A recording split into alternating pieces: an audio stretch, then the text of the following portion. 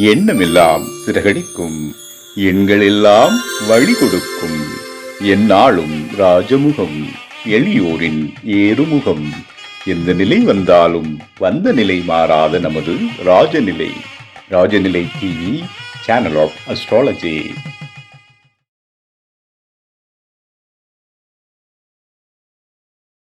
வாழ்க தமிழ், வளர்க ஜோதிடம். அனைவருக்கும் அன்பான காலை வணக்கம். இன்று பிறந்தநாள் மற்றும் திருநாள் கொண்டாடும் அனைவருக்கும் ராஜநிலை டிவி சார்பாக வாழ்த்துக்களை தெரிவிப்பது உங்கள் ராஜநிலை எண்கணித வித்தகர் லால்குடி செந்தில். இன்னைக்கு நம்ம நிகழ்ச்சியில பஞ்சாங்கம் பற்றிய குறிப்பும் 12 ராசிக்கும் ராஜநிலையின் அதிர்ஷ்டமான என்ன தெரிஞ்சுக்க போறோம். ஆவணி மாத பலன்கள் மீன ராசிக்கு எப்படி இருக்குன்னு தெரிஞ்சுக்கலாம். வாங்க வீடியோக்குள்ள போகலாம். தட்சிணாய காலம் பராபவ வருடம் ஆவணி மாதம் 6ஆம் தேதி ஞாயிற்றுக்கிழமை வாஸ்து நாள்.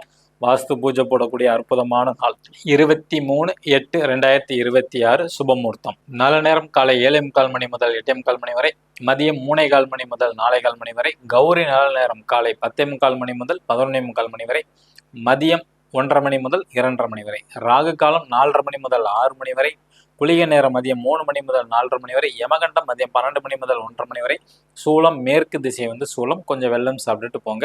திதி ஏகாதசி திதி, நட்சத்திரம் மூல நட்சத்திரம், யோகம் பிருத்தி நாம யோகம், கர்ணம் வணிசை கர்ணம் மதியம் 4 மணி 34 நிமிடம் வரை, பின்பு பத்திரை கர்ணம், சந்திராஷ்டமம் கிருத்திகை நட்சத்திரத்திற்கு.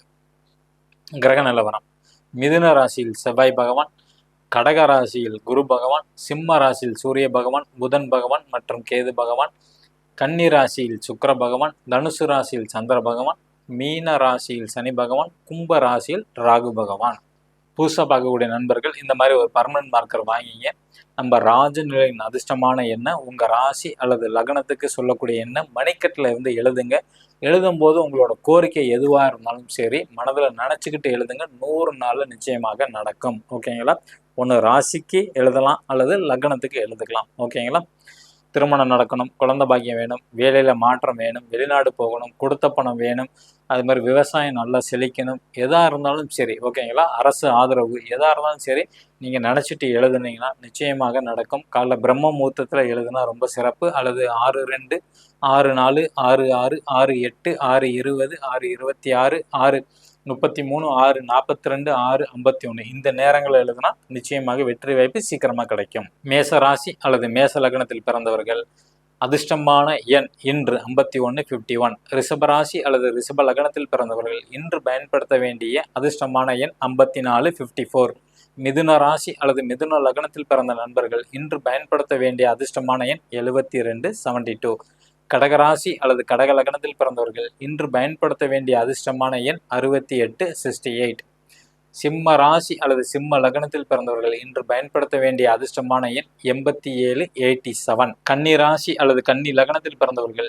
இன்று பயன்படுத்த வேண்டிய அதிர்ஷ்டமான எண் 90, துலா ராசி அல்லது துலா லக்னத்தில் பிறந்தவர்கள் இன்று பயன்படுத்த வேண்டிய அதிர்ஷ்டமான எண் 93, விருச்சக ராசி அல்லது விருச்சக லக்னத்தில் பிறந்தவர்கள் இன்று பயன்படுத்த வேண்டிய அதிர்ஷ்டமான எண் 80, தனுசு ராசி அல்லது தனுசு லக்னத்தில் பிறந்தவர்கள் இன்று பயன்படுத்த வேண்டிய அதிர்ஷ்டமான எண் 06, மகர ராசி அல்லது மகர லக்னத்தில் பிறந்தவர்கள் இன்று பயன்படுத்த வேண்டிய அதிர்ஷ்டமான எண் 10, கும்ப ராசி அல்லது கும்ப லக்னத்தில் பிறந்தவர்கள் இன்று பயன்படுத்த வேண்டிய அதிர்ஷ்டமான எண் 22, மீன ராசி அல்லது மீன லக்னத்தில் பிறந்தவர்கள் இன்று பயன்படுத்த வேண்டிய அதிர்ஷ்டமான எண் 14. இவை அனைத்தும் காமனான ராஜநிலையின் அதிர்ஷ்டமான எண்கள். உங்கள் ஜாதகப்படி உங்களுக்கு அதிர்ஷ்டமான செல்ஃபோன் நம்பர், அதிர்ஷ்டமான பாஸ்வேர்டு, பணத்தை ஈர்க்கக்கூடிய எண் வேணுமா? கீழே உள்ள வாட்ஸ்அப் நம்பருக்கு தொடர்பு கொள்ளுங்க. குருக்காணிக்கை வாங்கிட்டு தான் நம்பரை எடுத்து தரப்படும். ஓகேங்களா? நம்ம அடுத்தது மீன ராசிக்கு ஆவணி மாத பலன் எப்படி இருக்குன்னு தெரிஞ்சுக்கலாம்.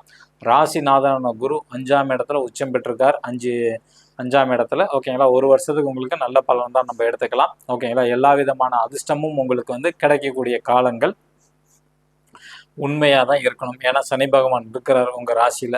அது 7.5 நாடு சனி. நீங்கள் பயப்பட வேண்டாம். குரு பார்வை வேற இருக்குது. அதனால் நிச்சயமாக நல்ல அமைப்பு உங்களுக்கு கொடுக்கும். நல்ல லாபம், வெளிநாட்டு யோகம் இதெல்லாம் நல்லா கிடைக்கும். வெளிநாட்டு தொடர்புகள் தேடி வரும். ஓகேங்களா? எதிரியை மட்டும் வளர்க்கக்கூடாது. எப்போதுமே லைஃப் லாங்காக நினச்சங்க. மீன ராசியில் பிறந்தவங்க ஆவணி மாதம் சூரியன் அங்கே ஆட்சி பலம் பெறாரு. 6ஆம் இடம். எதிரிக்கு வாய்ப்புகள் அதிகமாக இருக்கும். அதனால் ஆவணி மாதத்தில் எதிரிட்ட நீங்கள் பிரச்சனைங்கிறது போக வேண்டாம். நீங்கள் தோத்துருவீங்க. ஓகேங்களா? எதிரியோட கை தான் ஓங்கியிருக்கும். அடுத்தது மாணவர்களுக்கு எப்படி சார் இருக்கும் அப்படின்னு கேட்டுக்கிட்டீங்கன்னா, வெற்றி வாய்ப்பு அதிகமாக உண்டு. போட்டித் தேர்வில் எழுதுறவங்களுக்கு நிச்சயமாக நல்ல மதிப்பெண்களோட வெற்றி வாய்ப்பு பெறுவாங்க. வருமானம், குடும்பம் எப்படி இருக்கும்? தனம், குடும்பம், வாக்கு 2ஆம் இடம் செவ்வாய் அவர் 4ல வந்து பயணம் செய்கிறார். கொஞ்சம் தடைப்பட்டு தான் வரும். ஏன்னா இந்த மாதம் ஆரம்பிக்கிறது திதிசூன்யம்ங்கிறது வந்து மேசத்துல இருக்கிறனால கொஞ்சம் தடைப்பட்டு தான் வரும். ஓகேங்களா?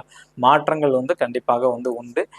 மன சஞ்சலம் வந்து ஏற்படும். முடிவு எடுக்கிறதுல வந்து கொஞ்சம் சிரமப்படுவீங்க. ஏன்னா உங்க 2ஆம் இடத்தை சந்திரன் பார்க்கறனால கண்டிப்பாக முடிவு எடுக்கும் திறன்ல வந்து கொஞ்சம் பிரச்சனைகள் வரும்.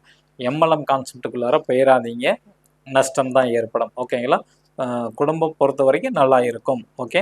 அடுத்தது வந்து 3ஆம் இடம் தம்பி, தங்கச்சி, மாமனாரை குறிக்கக்கூடியது. ஓகேங்களா? இந்த 3ஆம் இடத்தை சனி பகவான் பார்க்குறாரு. இந்த 3ஆம் அதிபதியான சுக்கிரன் வந்து 7ஆம் இடத்துல போய் நீச்சம் இருக்கிறாரு. கடந்த ஒரு சில நாட்கள் அல்லது ஒரு சில மாதங்கள் வந்து தம்பி, தங்கச்சி அல்லது மாமனாருக்கு வந்து கொஞ்சம் சிரமமான காலம் எடுத்துக்கலாம். அவங்க வந்து அதிகப்படியான பொழுதுபோக்கு விஷயங்களுக்கு வந்து அதிக செலவு செஞ்சுக்கிட்டே இருப்பாங்க.